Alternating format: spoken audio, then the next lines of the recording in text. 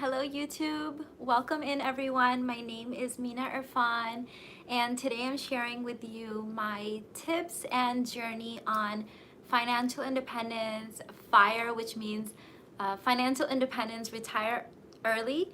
And you guys know, most of you guys that have been following me, that we reached this journey, started this journey about 5 years ago and reached it a couple years ago.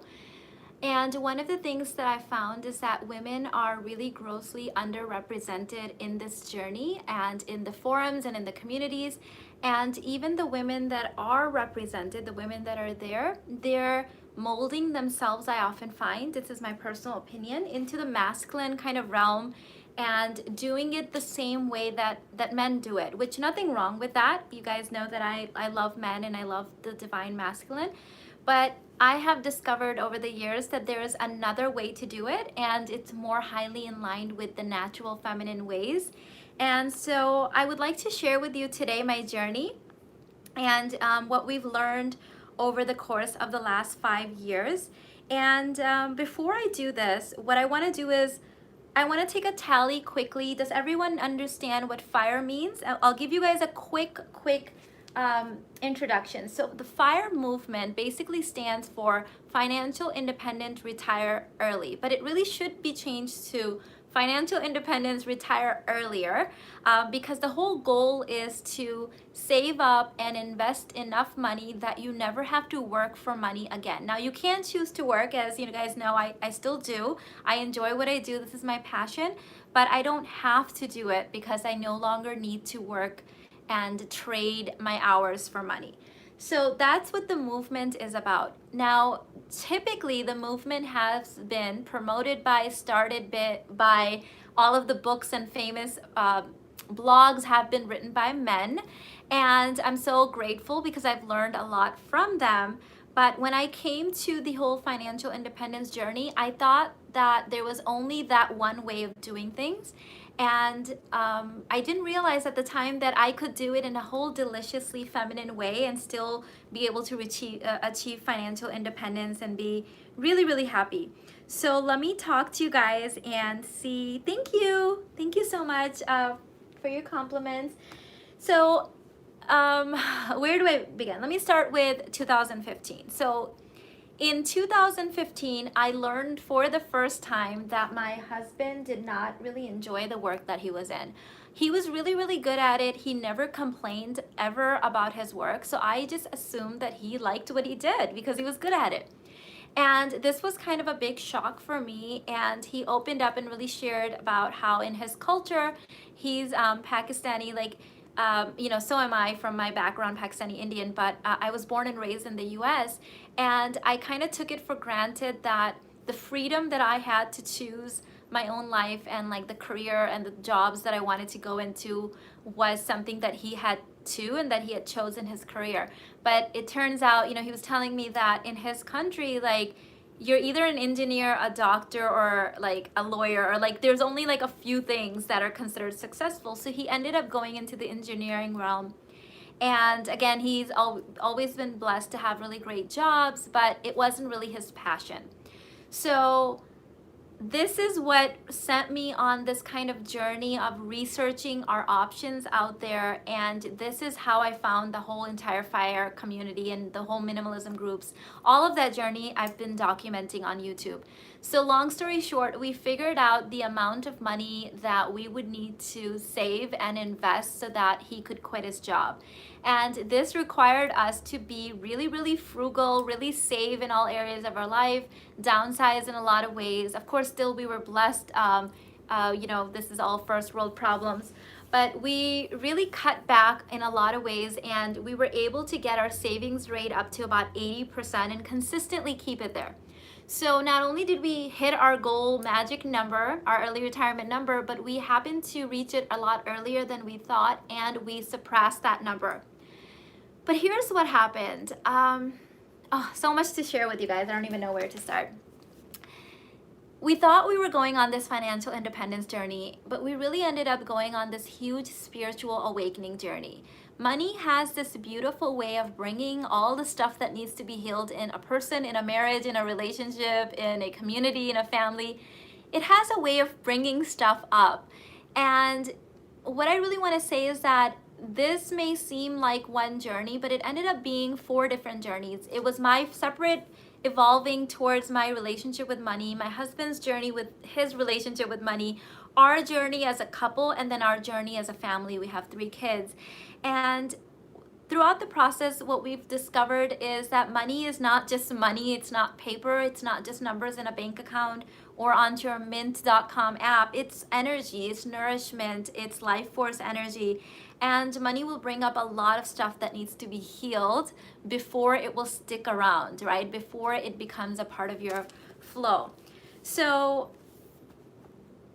one of the things that I ended up doing as part of this journey in wanting to, here's how I'm going to say this.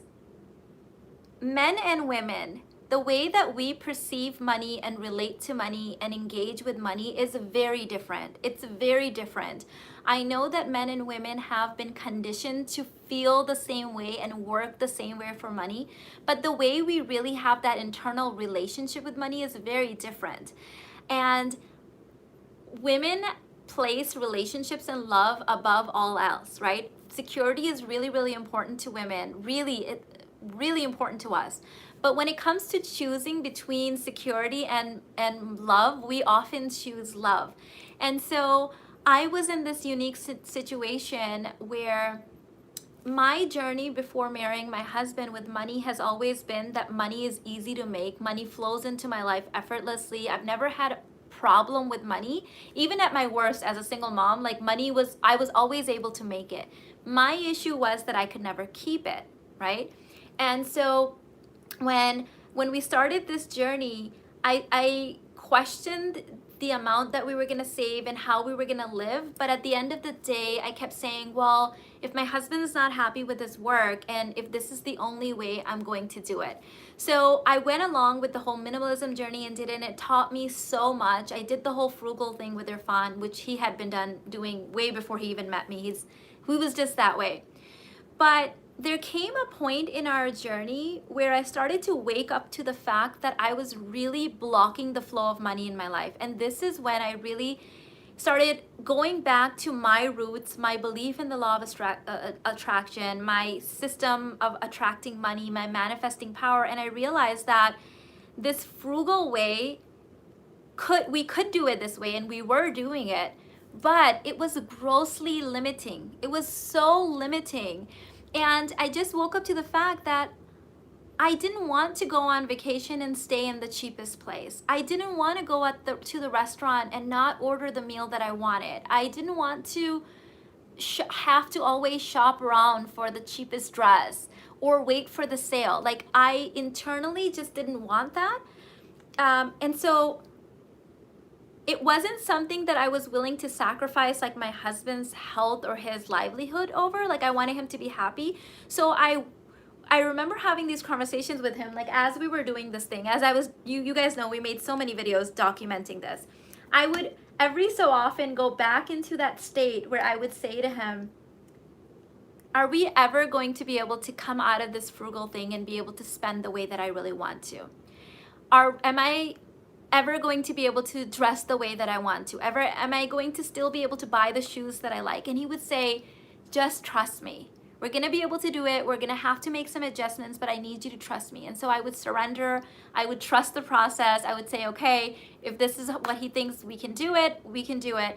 And then I would have a lot of conversations with God, and I would say, you know what, I really want my husband to be happy, and I want my family to be secure. And if he needs to quit his job, I want to be financially independent. But please show me another way where I can live the way that I want to, and money still flows to me the way that I want to, and we're not always in the state of like this frugal saving. So anyways, long story short, once we overshot the number, I started rebelling a little bit, and not like I wasn't doing it consciously, but I would go to the restaurant and just be like, you know what, I want to order the thing that I want to order without worrying about the price. And I would go to the store, and instead of going to the sales rack, which I had been trained to do while I was living in this lifestyle, I would just buy the dress that I wanted to buy. And immediately after that, I started noticing there was a lot of resistance, right? Like, not only in myself internally, but also in our relationship, because we had gotten so used to pinching pennies and saving and the deals that I had totally like messed up my vibration. Like my husband was always like into saving, and they call him coupon mom, his friends, right? He was always into that. But I had so grossly messed up my vibration that I couldn't even recognize myself. And I was really happy for my family that we're millionaires now, and my husband, you know, he can retire. But I, deep down inside, didn't feel like me. And so this is the state that I really started praying and just asking for guidance. And all of a sudden, you know, I started getting these intuitive nudges. Like when he would say, and my husband would be like, let's look at the cheapest hotel. I would say, you know what, babe? No, I want to stay in the nice hotel. And he would say, are you sure? I'm like, yes, I'd rather take less vacations, but upgrade the vacations. I'd rather eat out less, but order what I want to eat. Like, I'd rather shop less, but get the thing that I want to get. And immediately after that, I started noticing that the more I was buying the things, doing the things that were in alignment to my internal being, the more money started flowing up into our life. And you're not going to believe this, but we went from just being that one income family, and, you know, and my husband makes 6 figures, so it's not like we were just saving 80% of that income.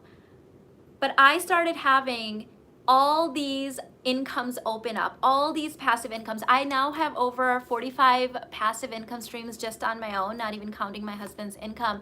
But even he started noticing that the more I was spending, the more I was living in alignment. I wasn't being wasteful or anything, but I was just buying the things that I wanted to buy, enjoying my life, upgrade. Like at our last vacation, instead of staying in like the cheapest hotel, we paid $3,000 for a night for the villa that I wanted to stay in, right? And while I was on this vacation, I had all these sales coming in, and it was like we're being paid to vacation.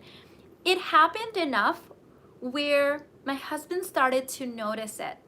And this was the stage where we flipped the switch, right? Like I started saying things like, babe, do we really still need a budget? Like we have all these open streams of income, like we can let go of the budget. And so we slowly let go of the budget. Then, you know, when he would start trying to be frugal with himself, this is what he had done his entire life, I would say things like, I wouldn't try to change his behavior. I wouldn't try to say it's wrong. I would accept what he was doing, but I would say something like, I want you to get the nice thing. I want you to get the thing that you really want. I don't want you to have to wait until the sale. Like, look, just saying these little things slowly started helping him come out of this like frugal trap.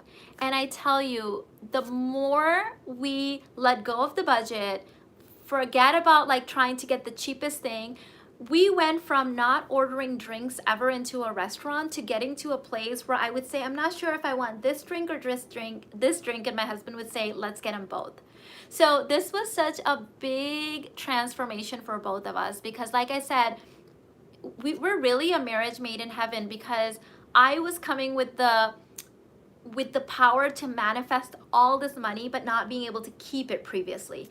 He was coming from the mindset of like having, like making certain amount of money, hoarding it, saving it, and not being able to enjoy it. So once we both started doing our inner work, we were able to, he taught me the value of investing and being careful and being smart and intentional.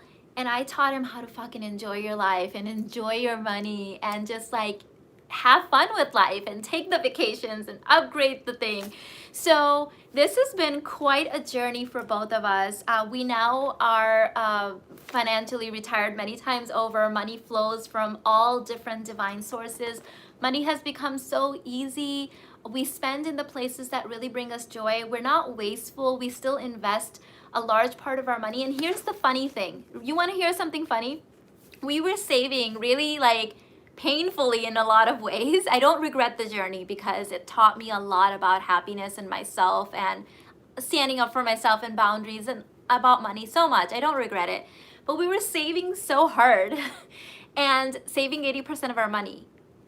We now spend like crazy in whatever we want. We're doing fatfire, which is kind of like it's like a more luxurious way of being financially independent. And we're still saving close to 80% of our income. So what happened? We were saving less, okay? We were spending less and saving the same amount, 80%. And we started spending and enjoying more, and we're still saving 80%, because when we started really, really enjoying our money, money started flowing in from all areas and directions and all these divine sources. And so one of the first lessons that I want to give you guys is that when you're constantly in that frugal mode, I hate the word frugal. I freaking despise it. And I do not advise anyone to be in that zone of being frugal. When you're focused on frugal, you are so limiting yourself. I know that even when my husband was like in that state before we even started the fire journey, like I noticed that he was making what he was making in his corporate job. Like that's what he was making.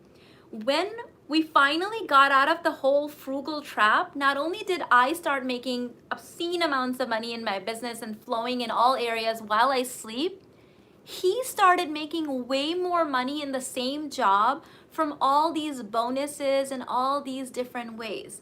So being frugal in that mindset of constantly pinching pennies and analyzing things and saving here and couponing and not valuing your energy and your time and only valuing money greatly limits your abundance. And so this is one of the biggest lessons that I've learned, is that again, as I said, I don't regret it, because it taught me how to be frugal and careful if I ever needed to be. So we could do the whole lean fire way, but why would I ever? Why would I ever? Like now that I know that it was like really grossly limiting the way, like think of it this way, when I was spending the way I want to before I married Irfan, I always had money. I was making multiple six figures in my early 20s. In the period that I married him and I became frugal with him, I had no income, zero income. When I came back alive and I was like, F this frugal thing, I can't do it, I started making so much more money. Like, first of all, I started making money. And I think it was in my third month that I surpassed our six-figure income that comes from his job. Within the first year, I was at multiple six figures, doubled it the next year, tripled it the next year. Like, the abundance is insane. I like to say it's raining money out there. You have to be trying hard not to be making money in today's society. In the way that we have consumer to consumer access now, it is so easy to make money, but being in that like penny pinching, couponing state was so stressing my energetic system and my vibration that I was not having my natural creative juices flowing. So let me see what else I wanted to say. So the biggest thing I want to say then is that money is not a numbers game, and that's the only thing the masculine way focuses on. And when I say masculine, I don't just mean men, right? So men and women, you know, as you guys know from my work, both have masculine and feminine energies. And so what we've done is throughout this journey, we've used the masculine structure in both me and my husband to manage the money and like create a container. And then we both are in our feminine flow when we just enjoy our money. We buy what we desire to buy. We use our money to, buy time in the things that we don't want to do. We hire help where we want to hire help. We upgrade our vacations.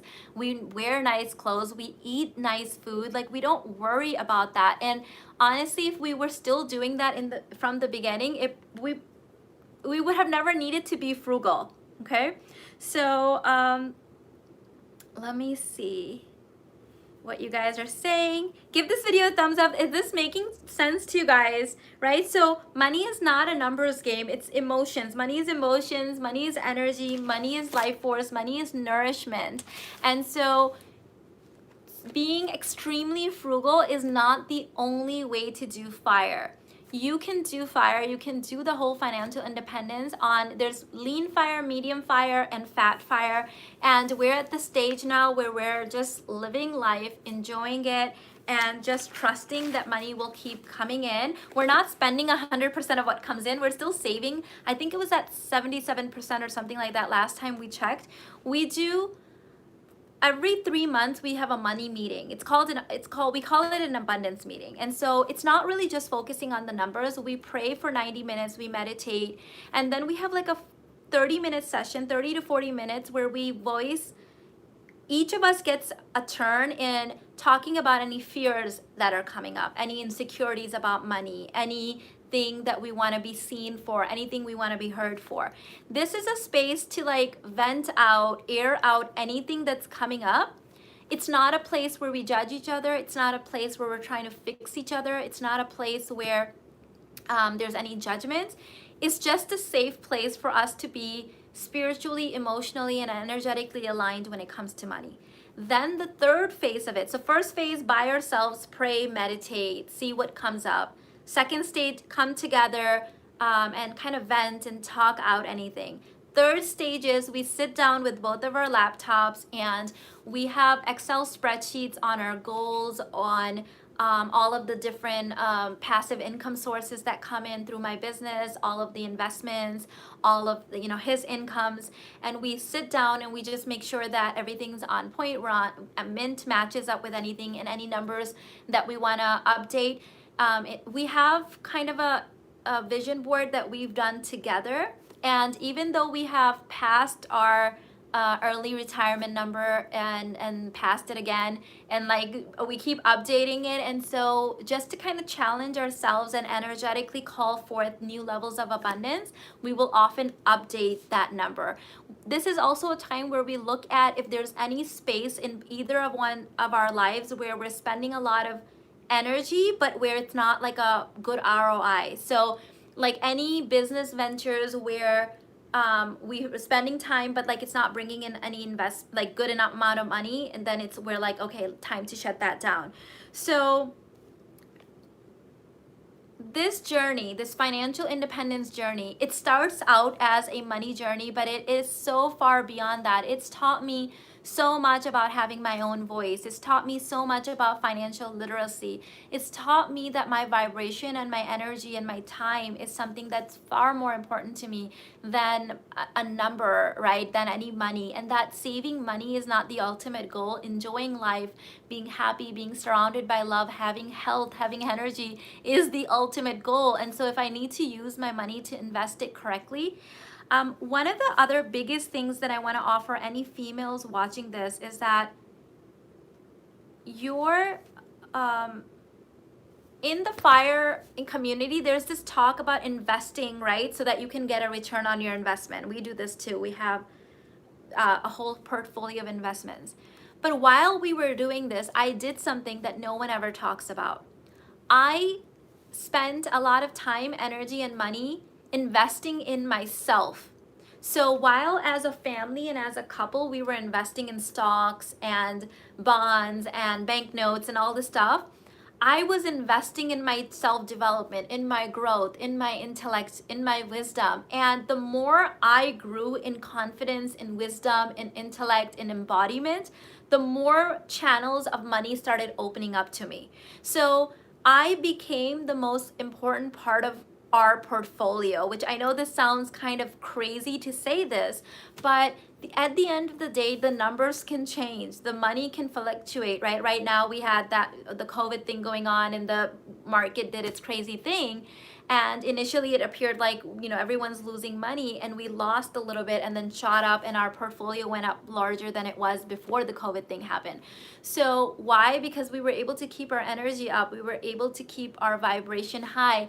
So you need to be the most important asset. You need to be the most important part of your portfolio. As long as you're happy, you're investing in yourself, you're investing in your growth, whatever happens to the money, whatever happens to the relationship, whatever happens to the job, doesn't matter, because you've got it in here, you've got it in here, and you've got it in here. You're embodying your truth. So there's a famous quote by Jim Rohn, and I totally get it now. I'm gonna butcher the quote, but it goes something like, you make your first million only to give it away, because it's not about the million. It's about who you became on that journey. Because the person that you become in the process of becoming a millionaire is worth so much more than the $1 million. You can make the millions many times over, but the person that you become on that journey, like that's the gold, right? So in this 5-year journey, like my relationship with myself, my relationship with my money, my relationship with my body, my relationship with my masculinity, with my femininity, with my children, with my husband, with my friends, with my things, with my home, changed so much. I have become a completely different person. My relationship with God has become so much stronger because God asked me multiple times, trust the process, Mina, have faith, surrender. Don't worry, I got you, babe. I got you. And I had to, when the worries would come up, I had to surrender and just trust the process. You know, when I couldn't buy the things that I want to, I had to trust my husband. I had to trust myself. I had to trust God that the time will come when it will all fall into place. It will all be worth it. And my advice to you is to know that everything in life, whether it's religion or a template or a spiritual system or mint.com or Dave Ramsey's plan or fire community, it's all a template that's there to enhance your life experience. So please feel free to take it, evolve it, mold it, leave some things out, add some things in, and make it your own. You're not supposed to follow everything to a T. I love being a little bit of a rebel because I get to have it all, right? I thought I had to make the decision between allowing my husband to have this financial independence experience or living the way that I want to. Hello, women are supposed to have all choices available to them. Like, why was I limiting myself? The correct answer is D, please. I'll have all of the above. I will have the financial independence and the millions. I'll buy the shoes that I want and the handbags that I want and live in my dream house and stay at the $3,000 a night property and buy my dream car, which I finally ended up buying. You guys remember that last year. And be able to do it all guilt-free, pay, donate money wherever I want to donate money, not donate in the places I don't want to. It's all about freedom and liberation. And so trying to do it another person's way is not gonna work. The main thing you need to do is focus on what are your blocks, what are the things that you inherited from your ancestral trauma, from your culture, from your religion, from society, and how can you overcome them so that you're living in full unmanifest raw potential and not based on the things that have been limiting you. So the whole frugalism, the whole journey of like the only way to do it is to save hard was actually limiting my growth. The minute I ditched saving, 25 different passive income streams opened up to me. They were right there all along, right under my nose. I already had the YouTube channel. I already had people writing into me saying that they would like to hire me for my services, and I couldn't even read those emails because all of my energy was being focused on pinching pennies. I remember this one time, this is kind of a funny story, when I had just launched my business. My husband wanted me to spend like 2 hours doing this one thing that was gonna save us $25. And at this point in my journey, I was charging $250 an hour for my services. And so I said, babe, I could spend those 2 hours trying to save those 25 bucks, but I would make $500. And he was just quiet for a second and he's like, yeah, you're right. Go do the thing, right? So it's like, you get so stuck in like the pinching the pennies and saving the money that you can't see this larger world that's available to you right under your nose. And that is such a huge limiting block that belief that we just can't get ourselves out of, right? Now I will not stand for anything. Like we have this system where we've talked about this before, right? If there is a task, is it a dislike, is it a neutral, or is it I love it? So if you dislike doing it, freaking outsource it. If it's a neutral, decide if you feel like doing it or not. If you don't, outsource it, delegate it. If you love it, do it, enjoy it, fully immerse in it. So I do not do anything now that does not feel like it's highly aligned to my vibration, because if it's gonna kill my vibration, sorry, it's gonna kill my flow of money and I do not stand for it. Okay, super cute. I have to change my family's generational poverty. Yes, like it's our responsibility. You know that saying that when a woman heals herself, she heals 7 generations back and 7 generations forward? I really believe this because I have lived this out in my life, right? Me just focusing on healing my own trauma helped my husband heal his own trauma, and then it broke those cycles, and now my children do not have to worry about that. The conversations that my 3 kids have with us about money, they are so evolved and so beyond anything that I can have with most adults out there, because they grew up hearing about financial independence, savings rate, vibration of money, keeping in high alignment, increasing the flow of money, spending money intentionally. Like, this is a part of their everyday reality, right? They say things like, I like that, I'm gonna manifest that, I'm gonna put that in my vision board, I think I manifested that, I was thinking about that and it showed up. Like, their world has completely evolved. Did I try to change them? No. Did I try to coach them? No. The only person I focused on was the only person that I have any sort of control over, myself.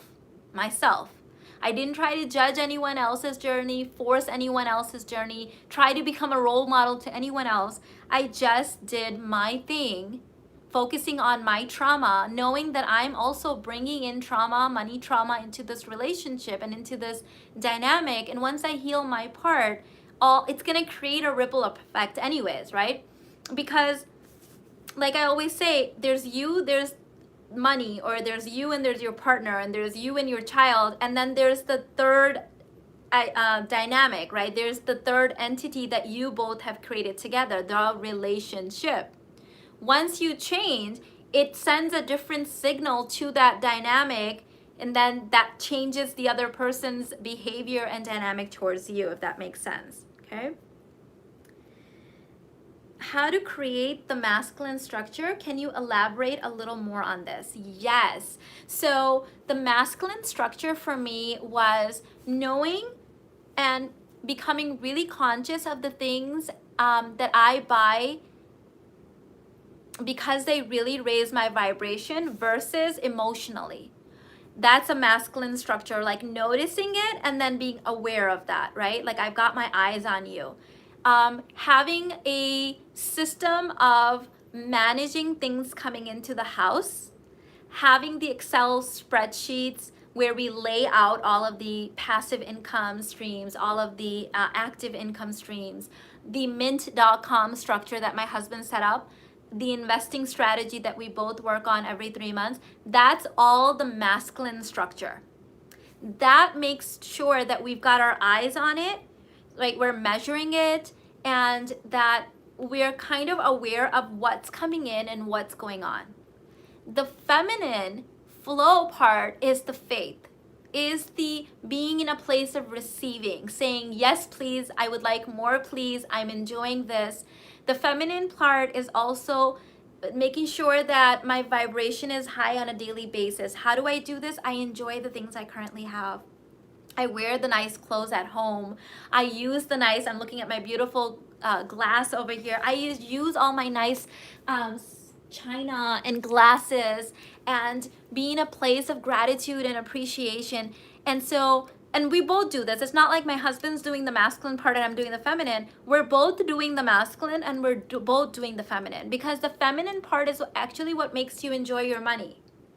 If you're not bringing the feminine aspect to it, both of you will be hoarding money. And this is what I've noticed. You will get to a point where, let's say your goal is to save and invest $1 million, and you get to $1 million.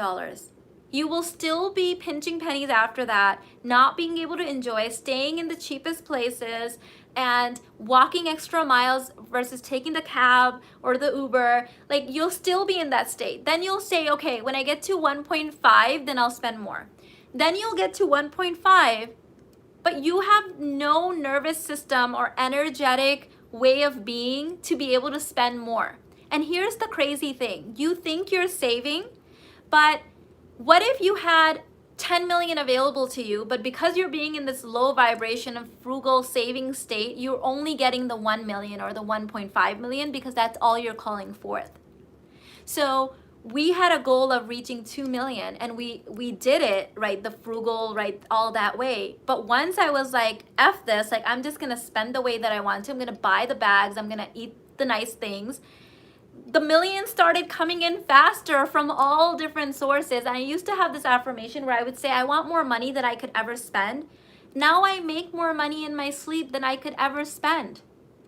And I don't have to be frugal. I don't have to do coupons. I don't have to do anything. My job in the whole process is to make sure that my vibration is high, that I'm enjoying what I have, that I'm not being wasteful, that I'm being appreciative. And then God's job in the process is to open up those portals and let them come. So you think that you're actually being smart when you're being really, really frugal. Notice that anyone really focused on frugalism, like how obsessed they are with money. The whole point of having money is never to think about it. So we're at a state where we just swipe the card and buy the thing. We don't think about, is it $200? I don't have to be like, oh, you know, if it's $5 cheaper, then I just buy the thing. So the money is not, I'm not counting the money that's going in. So the money that's coming in is coming in at a way higher velocity that I could even keep. That's why we have those 3-month meetings, by the way, because it's coming in faster than I can ever keep track of it. So we have that structure. But the people that are in the frugal mindset, I've been there. So trust me, I did it with Irfan for 5 years. I get it. When you're in that state, those people, you think that those people don't care about money and they're smart. They're obsessed with money, right? It seems counterintuitive, but the people who spend openly, right, not being wasteful, but openly, those are the people where money is like in flow for them.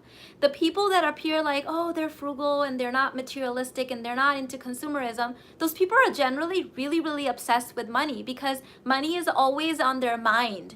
They're always pinching money. They're always crunching numbers. They're checking mint.com 100 times a day. Trust me, we have done both, and I can say this with a lot of compassion. So when you're in that state, you're so zoned in, you've got your blinders on, that you would rather let go of thousands of dollars coming in from here to save the 50 cents here. You can't see the other stuff. You're blind to it. When I came out of that like blindness, when I took those blinders off, money was everywhere. Everywhere. In fact, I knew that I had hit financial independence where I was saying no to more clients than I was accepting because I didn't possibly, I didn't want to take all those clients. I want to have more free time. I was saying yes, please, to more passive income. So this whole frugalism thing can become a huge limiting trap. And it also F's up your vibration. Then when you even have the money somewhere, you're not going to be fully able to enjoy it.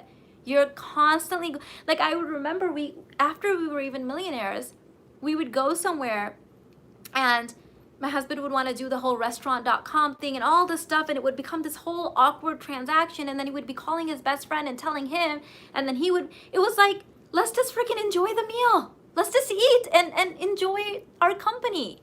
Who cares about saving the $5, right? Let's just enjoy this time together. And that's when it started really turning, and I had to just be in this loving space of yeah, I could spend an hour saving $5, but I also make thousands of dollars an hour now. So no, I'm not gonna do that. It's ridiculous. It's like totally killing my vibe. So I hope this is making sense. I don't mean to not be compassionate. I get it. I've been a single mom, working mom, stay-at-home mom, poor mom, rich mom. I've done all of the money journeys. So I get every single side of it, right? I was born into a very basic immigrant family. I didn't have furniture until I didn't have a bed until I was in 4th grade. I get it, okay? I get it. There were times in my childhood where we didn't have food in the refrigerator. I get it, okay? But I'm here to tell you that my whole entire 40-year journey has made me realize that the money was there the entire time. I wasn't open to receiving it because I had my blinders on, right? Remember that the mind is a projector, it is not a camera. So what you believe you are capable of, what you think you're worthy of, that is exactly what you will notice, and that's exactly what you will attract.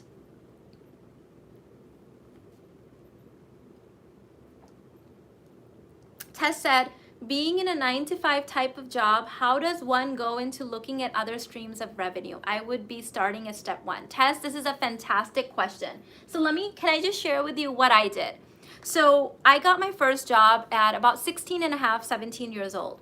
And I was working retail.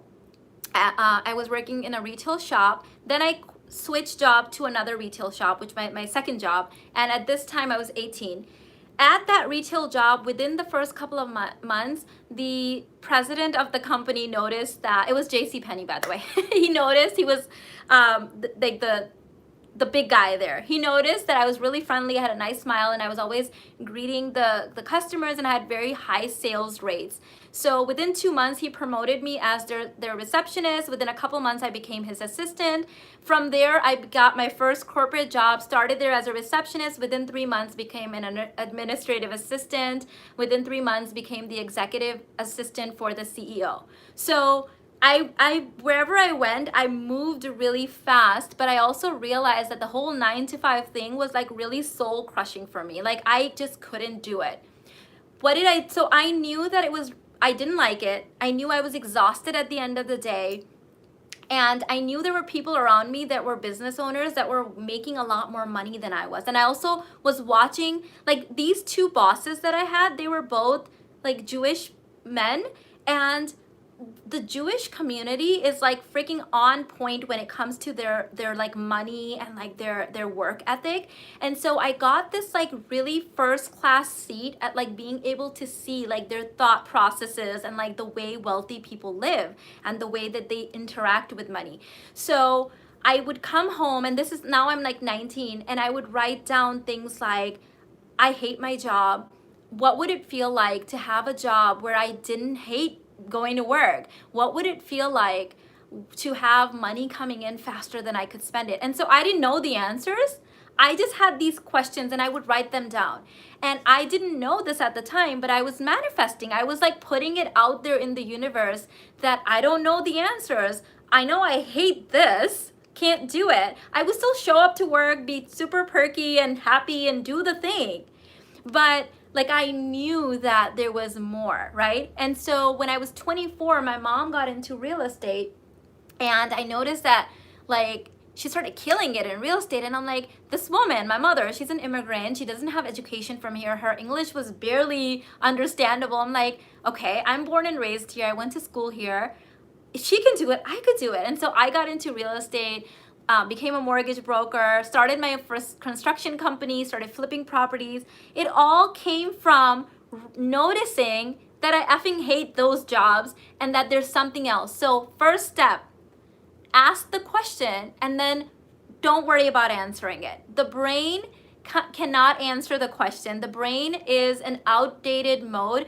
And actually, as a human evolved species, we have officially outgrown the brain. It is just an observer now. All of the answers come from the body. So ask the question, say, if I was living in soul alignment, what would I be doing? Then don't worry about answering it. Just write it down and let it go. The answers will come to you, but they will not be something that you have to figure out from there. I have this really weird, unique gift. I got this from my mom. She was like this too, where I can talk to someone for 10 minutes and I can tell them 10 different income streams, and usually their jaws are left open. I don't know why other people can't see it. I used to get really annoyed, actually. I have more compassion for it now. I get it. That's my gift. It's not other people's. I used to get annoyed with people before because I'm like, duh, like do this, and you can get money here, here, and here. Do this, you'll get money from there. And they're like, I never thought of this, right? My mom, when she had her real estate office, people would come in all day long. Some of them were clients, but other people would just come sit there and ask her questions. And she would just be like, quit that thing, do that thing, open up that bank account, ask them for money, do this. And people would just be like, oh my God, okay, all right. And then I would see them keep coming back. And then within a few months, they had money to invest in properties with her. So most people, because you've got your blinders on, you've got all these limiting beliefs of where money is supposed to come from, in the American Western world, we've been trained to think that money is supposed to come from your job. And the only way to have it is your boss has to give you a raise, or you have to quit and start. There's so many ways to earn money. So many. Unlimited sources out there. Once you open up that portal, I wish I had more hours in the day, because I'm usually now giving away my ideas. I get so many, like 100 downloads a day with ideas. There's this really famous quote. I forgot who said it. The quote goes something like, ideas are in the air. If you don't take them, someone else will. I really believe this, because every day I wake up to hundreds of money-making ideas, and then I have to give them away because I'm like, okay, I'm already doing all this stuff. I need to clone myself like 10 times. Yes, my mother was a damn hustle. Oh my God, that was like the original OG boss bitch, that lady. She was freaking awesome. She was awesome. Yes, honey, money keeping up in that you can't keep up. Yes. Hi, Mina, do you think we have to go through the frugal stage to get to this stage?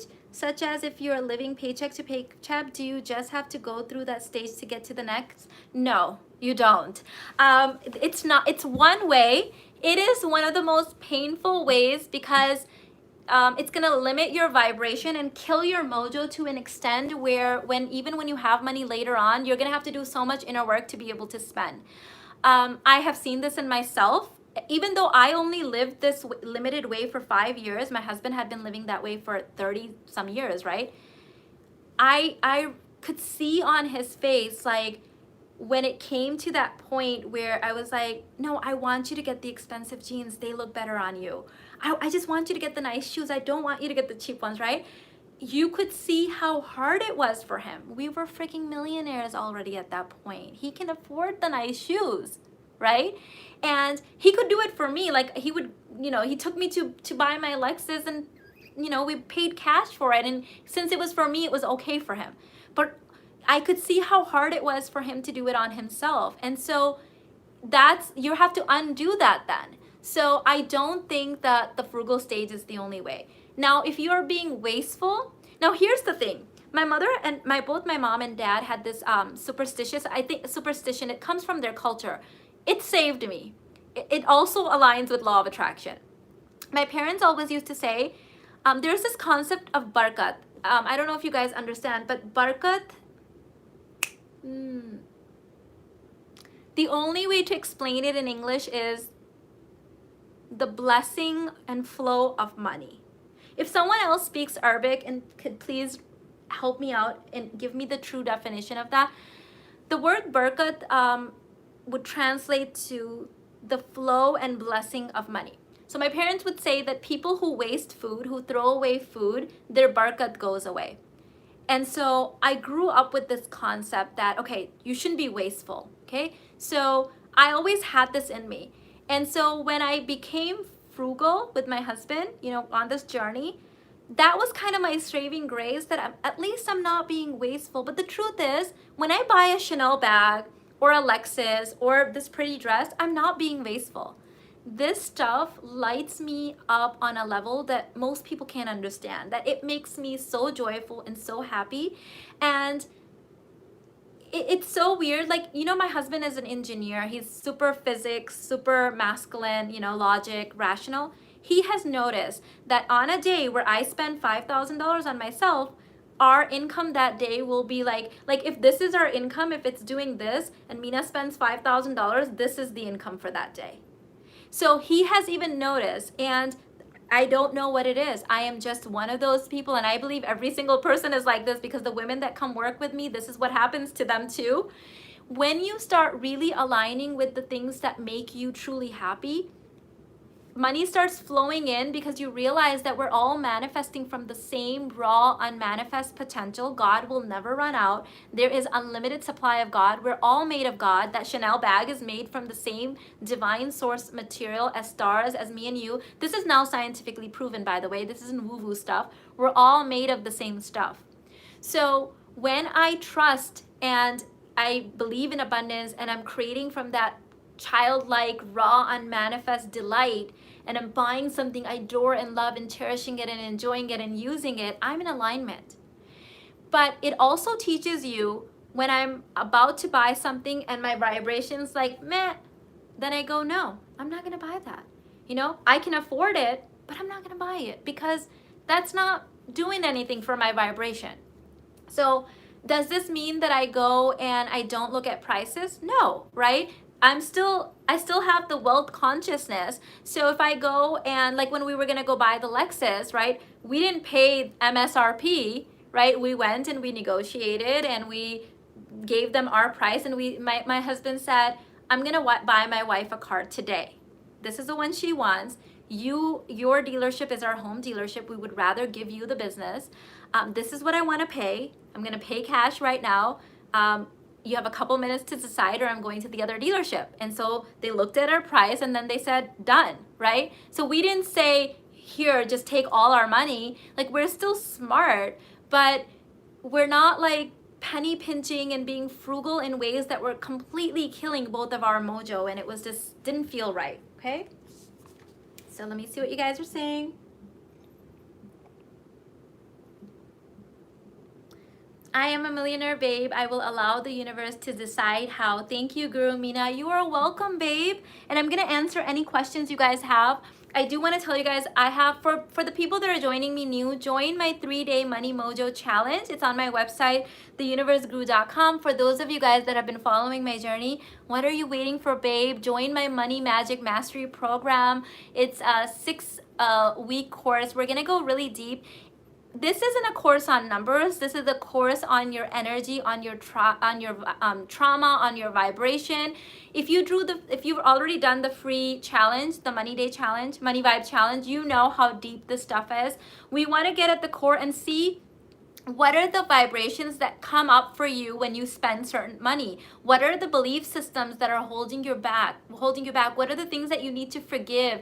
What are the parts of you that you need to allow? Like, the times when I had to speak up for myself, I feel like that helped heal the collective feminine space, right? Being able to go up to my husband and say, you know what? Yes, we can save this money, but I would rather like to spend it on my growth, or I would like to do this, or I would like to do this. And yes, I'm gonna do it, and be able to stand my ground and accept where he's at, not make him wrong for wanting to save every penny, but also not making myself wrong for wanting to spend some of it. And that's what opened the abundance gates. Like, at the end of the day, we're in a spiritual relationship, and it means growth in all levels, right? As his wife, like, this is where the place that we have arrived both. Like, my husband and I are big believers that as your partner, like, whether you're the wife or the husband, it is your job to call your partner out when they are not in alignment with their truth. So it's not coming from a place of, you're not letting me spend money, it's my money. It's not like this. It's from the place of, are we still living in alignment? Are we still both living in alignment with our truth, right? Do we always want to be in this state, right? Like, I remember when my husband proposed to me, he said, what are you doing for the next 50 years? He did that whole like movie. You guys remember for that movie, right? And he said, well, how, and he even gave me a card that said, I want you to spend the next 50 years having fun with me. And so I remember there was a time where we talked about that. I said, we promised each other that we were gonna have fun together. You said that the only thing the only worry you wanted me to have was what I was gonna wear that day. So I was like, let's get back to that. Like, that's the only concern that I should have, is that, am I gonna wear those shoes, or am I gonna wear those shoes, right? And so that's when we started like just coming in alignment. Now when we have our abundance meetings and we voice those concerns, like we have those venting sessions, it is just amazing to me how vulnerable we both are with each other, especially him, being a man. And men in our society don't always have a place to have a safe container to be able to voice their true feelings, right? We tell them to be a man, to tough it out, right? Big boys don't cry. And so over our 11.5-year marriage, like, we've come to this beautiful place where we allow each other to have that vulnerable space. So just the meeting we had last month that I shared with you guys, he was telling me some of his like deepest things that come up in the investment and as the COVID thing was happening. And I was just able to sit there and witness it and allow it to happen. And I saw him voice the concern, tell me how he felt about it, work it out himself, and come over it in like a 15-minute period. I didn't have to do anything but allow that safe space. And that's what we all need to do for each other, right? I love that. God will never run out. Thanks for reminding us how things light you up and raise your vibration. Yes. Do you have a course where you give out your $1 million ideas? If not, what are some ideas? Thank you. So the CEO Priestess, my business program, is where I align women to making passive streams of income. That is my larger offering. I would advise you to start, if you're completely new to my work, join my email list, consume some of my free content, and then get like my $97 law of attraction thing, so you can start seeing how that whole abundance concept works. And join me for the Money Magic Mastery course. That's like the bridge between where you're at, and I'm actually making that a requirement now for the people that want to come in the CEO Priestess. So, but I give ideas all day long. Even in the Lightworkers Intensive when we did it live, if you buy that recording, you'll hear me giving out tons of ideas. I want you to believe, babe. I want you to really listen, whether you're a man or a woman right now. It is raining money out there. I really want you to believe that. It really is.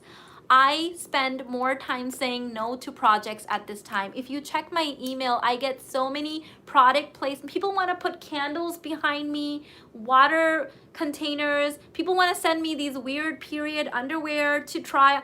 Like, I'm just like, no, no, no, no. So I'm saying more no's to money now, because I want high vibration money that lights me up, that's easy, that's just flowing in with ease. It is raining money out there, right? There's people out there making $300 a day from Instacart right now. There's 12-year-olds making millions of dollars. I thought I had reached some level of thing where I was like, oh my God, 7 figures in sales a year, this is amazing. And then I met 20-year-olds that are making 7 figures a day doing the same thing I'm doing. I was just like, okay, my 4-minute mile just got blown away. It is raining money out there. It is so easy to make money. It is so easy to make money with the internet, with the whole consumer to consumer model, with the apps that we have access to. We can bypass the businesses and go straight to the consumer. It is so easy. But most of us have so many limiting beliefs. If you just learn one thing from this video, I want you to recite like a crazy person. It is so easy to make money. Money is everywhere. It is raining money out there. Money is so easy. I really believe this, that people have to try hard not to make money. Like you better have some big explaining to do and some big blocks if you're not making money right now. It is so easy. I don't even understand the people that are saying that after COVID, their income went down. Mine went up because I did not allow that to penetrate me. I don't watch the news. I don't listen to grim news. I don't listen to people bitch and complain about money. My reality is what I believe, because remember that the brain is a projector. It is not a camera. It's raining money, honey. Yes. Hi, Tina. Hi.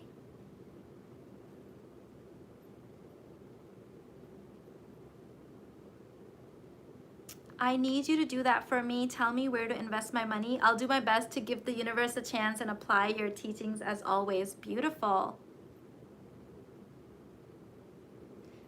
I like that. Tess said, that's another income stream for you, passing out money-making ideas. Sign me up. I love that so much. Honestly, I would do that for free, because there are so many ideas that I have that are just like, they light me up. But they're not necessarily, it's like not the right time for me, and I just don't have that many hands or energies. I'm just like, come on in. I'm constantly giving people ideas. Now looking into my nest egg and early retirement, really need to figure out how I'm going to generate wealth. You don't have to figure it out. So that's the thing. You don't have to figure out how it's gonna happen. You just need to get the garbage out of the way. You have to clear the vessel. You have to empty out the container.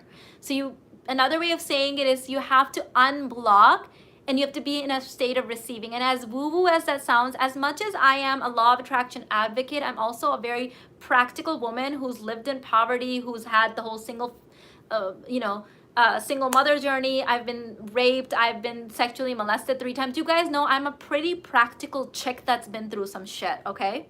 So I get it. I get it.